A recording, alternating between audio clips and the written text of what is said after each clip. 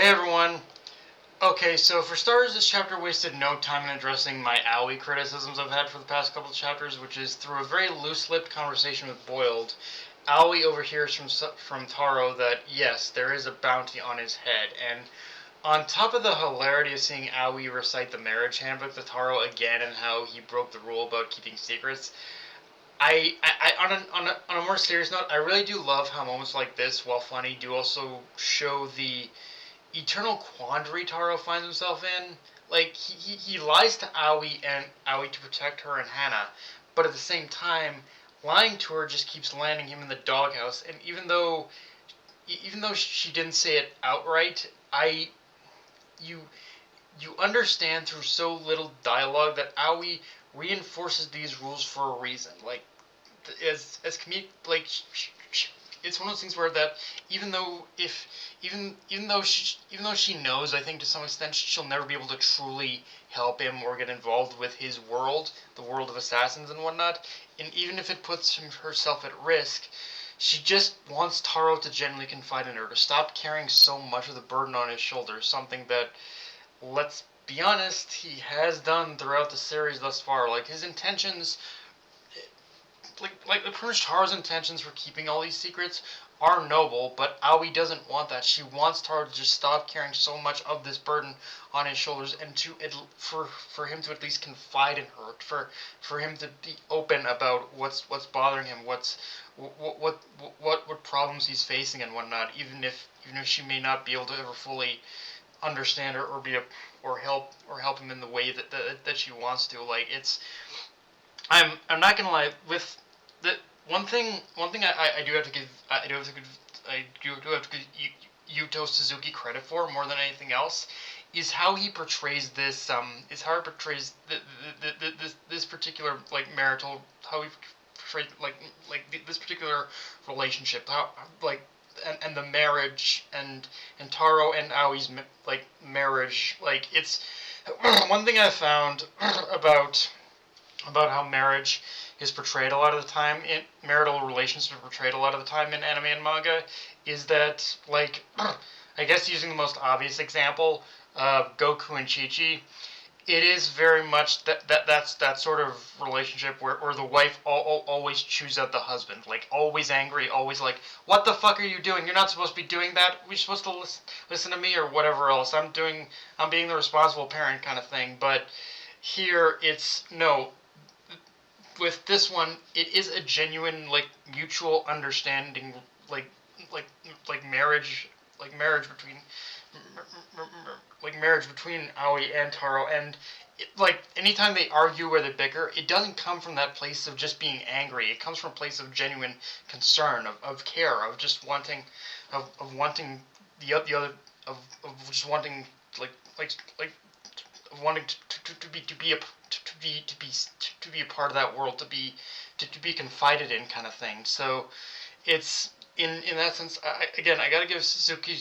I gotta give him. Gotta give, like, Yuto Suzuki credit. The man really knows how to portray these marital relationships, I feel.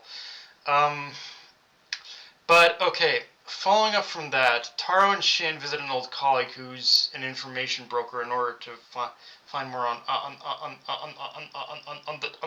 the Dondenkai headquarters, and this is where the series does introduce, in my opinion, one of the more creative ways of portraying this concept, which is through movies. Like I guess doing it through a videotape, you can say, isn't all that new, but it's as but just doing it through film itself is a interesting way of getting information across without it feeling front loaded or a little chunky. Like, it the way film was used as, like, an information source in this chapter just felt very, very smooth, very succinct, and just getting just enough and just the right amount of information we needed across.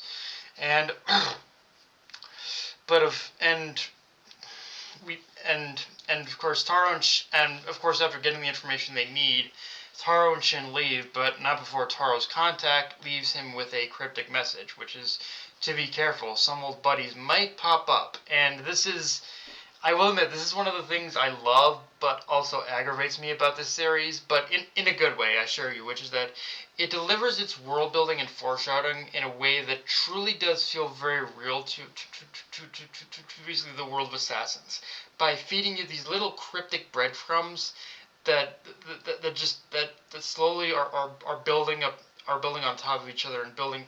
You can tell are building to are weaving a thread that is gonna lead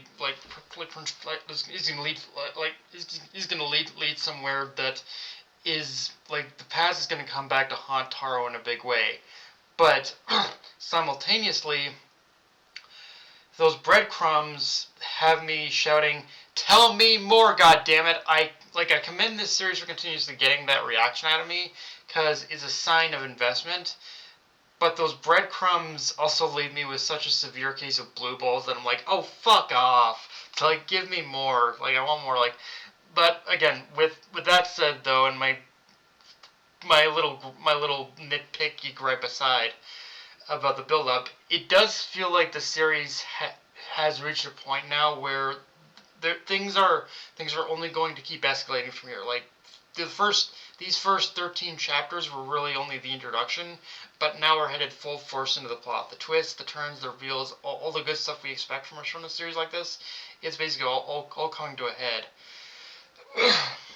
um, with that said, though, the chapter ends with Taro and Shin pulling up to pulling up to Dondenkai HQ, ready to infiltrate it. And for as goofy as their stealth outfits do look, I do like how it is reinforcing the point that yeah, this is solely a stealth mission, stealth and infiltration mission. The goal: get in, collect any relevant information, then get the fuck out.